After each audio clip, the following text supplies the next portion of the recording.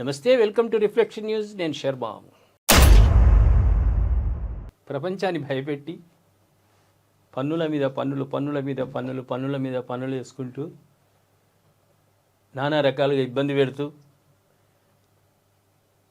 యుద్ధాలను ఆపుతున్నా అని బిళ్ళపీల్చుకుంటూ ఇప్పుడు ఇరాన్పై యుద్ధానికి సన్నద్ధమవుతూ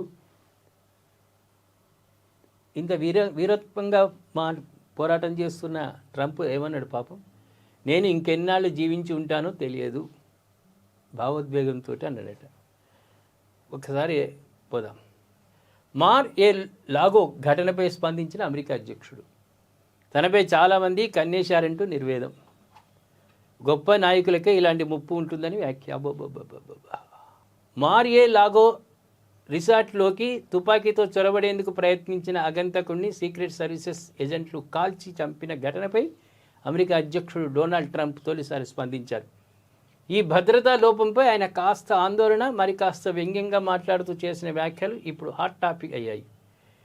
వైట్ హౌస్లో జరిగిన ఒక కార్యక్రమంలో పాల్గొన్న ట్రంప్, నేను ఇంకా ఎంతకాలం ఇక్కడ జీవించి ఉంటానో నాకు తెలియదు, నా కోసం తుపాకులు పట్టుకొని ఎంతోమంది వేచి చూస్తున్నారో చూశారుగా అని వ్యాఖ్యానించారు. గొప్ప నాయకులకి ఇలాంటి ముప్పు ఉంటుందని, అబ్రహం లింకన్, కెన్నడీ వంటి ప్రభావశీల అధ్యక్షులనే లక్ష్యంగా చేసుకుంటారని ఆయన గుర్తు చేశారు. బహుశా నేను కొంచెం తక్కువ ప్రభావశీలి నాయకుడిగా ఉండేదేమో, కాసేపు సాధారణ అధ్యక్షుడిలా ఉందాం అని చమత్కరించాడు. ఫిబ్రవరి 22 తెల్లవారుజామున 1:30 గంటల ప్రాంతంలో ఆస్టిన్ టక్కర్ మార్టిన్ 21 ఇయర్స్ అనే యువకుడు షాట్గన్ ఇంధనం క్యాన్తో మారియే లాగో ప్రహరిని దాటేందుకు ప్రయత్నించాడు.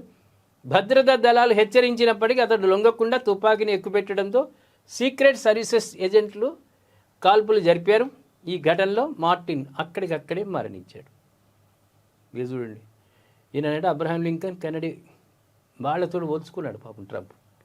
చేసేవే ఆగం. ప్రమాణ స్వీకారం అంతకుముందు ఒక టర్మ్ ఉన్నప్పుడు ఆగమే మొత్తం, మళ్ళీ ఈసారి మళ్ళీ ఆగం సుమతి. దేశాన్ని ఆగం చేస్తున్నాడు, ప్రపంచాన్ని ఆగం చేస్తున్నాడు. అబ్రహం లింకన్ వాళ్ళు ఎంతో గొప్పోళ్ళబ్బా. ఈ భూమండలం ఉన్నంత వరకు వాళ్ళ పేర్లు ఉంటాయి అమెరికాలో. అబ్రహం లింకన్ తెలుసు కదా, కట్టెలు కొట్టుకొని జీవించేటువంటి కుటుంబం నుంచి పైకి వచ్చినాడు. ఆయన ఎక్కడ, ఈయన ఎక్కడ? ఈయన ఉన్నాయి కేసులు, ఆడపిల్లలను ఆగం చేసినవి బయటపడితే తెలుస్తుంది. వాళ్ళతోటి ఈయన పోల్చుకుంటున్నాడు. ఇక ఇది మరీ ఆశ్చర్యకరం కదా. అమెరికా వాళ్ళు 2 రోజులు నిద్రపోరు ఈ మాటలు విని. ఖచ్చితం అది. ఏం లేదు, ఉంటావు నాన్న, ఇటువంటి వాళ్ళు పాపాత్ములు ఎప్పుడైనా 100 ఏళ్ళు బతుకుతారు. దాంట్లో ఏం టెన్షన్ లేదు.